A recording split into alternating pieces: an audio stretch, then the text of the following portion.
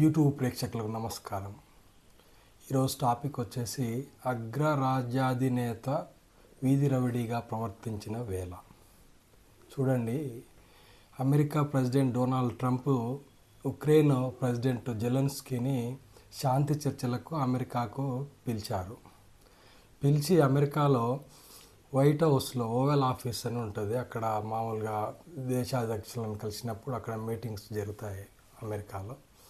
ఆ ఆఫీస్లో ఓవెల్ ఆఫీసుతో కలిసి ఉక్రెయిన్ ప్రెసిడెంట్ జెలెన్స్కీతో మీటింగు జరుగుతుంది. దానికి పత్రికాధిపతులందరినీ కూడా ఆహ్వానించారు. రిపోర్టర్స్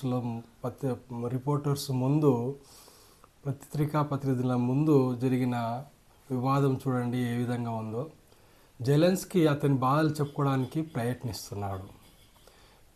రష్యాతో మేము అన్ని విధాలుగా శాంతి చర్చలకు కుదుర్చుకున్నాము, కానీ వాళ్ళు మా మాట వినలేదు, మా సైన్యాన్ని విడుదల చేయడానికి ఒప్పుకోలేదు అని ఏదో చెప్పబోతున్నాడు.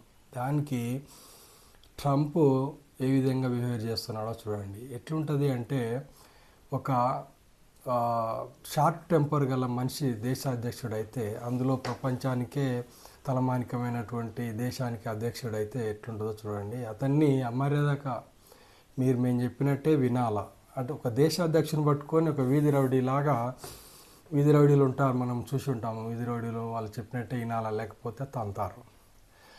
అదేవిధంగా డొనాల్డ్ ట్రంప్ కూడా మేము చెప్పిందే వినాలా, వినకపోతే తంతామన్నట్టు ప్రవర్తిస్తున్నాడు. లాస్ట్కి వచ్చేసి అతన్ని గెట్అవుట్ అన్నాడు. చూడండి మీరే ఈ పక్క వీడియోలలో జెలెన్స్కీ ఏ విధంగా మాట్లాడుతున్నాడు, డొనాల్డ్ ట్రంప్ ఏ విధంగా మాట్లాడుతున్నాడు చూడండి మీరు. ఫైనల్గా జరిగింది ఏంటంటే, డొనాల్డ్ ట్రంప్ జెలెన్స్కీని వాళ్ళ ఓవెల్ ఆఫీస్ నుంచి గెట్అవుట్ అని పంపించేసాడు. మామూలుగా ఒక దేశ అధ్యక్షుడిని ఆ విధంగా ఉండొచ్చు. మనము శాంతి చర్చ జరిగిపోయేటప్పుడు మనం చెప్పాల్సినంత గొప్పలం కాదేమో, కానీ ఒక్క దేశాధ్యక్షుని గెట్అవుట్ అనడం అనేది ఎంతవరకు సబబో ఆలోచించండి మీరే. నా వీడియోలు చూస్తున్నందుకు ధన్యవాదాలు. వీలైతే We're going to feel very good. We're going to feel very good and very strong. You will feel influence. You're right now not in a very good position. You've allowed yourself to be in a very bad position, and he happens to be right about it. From the very beginning of the war. You're not in a good position. You don't have the cards right now. With us, you start having cards.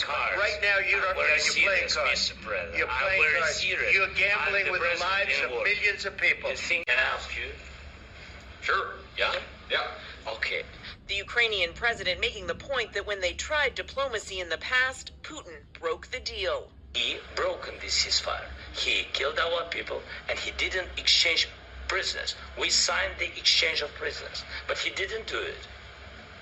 What kind of diplomacy, JD, you are speaking about? What do you mean?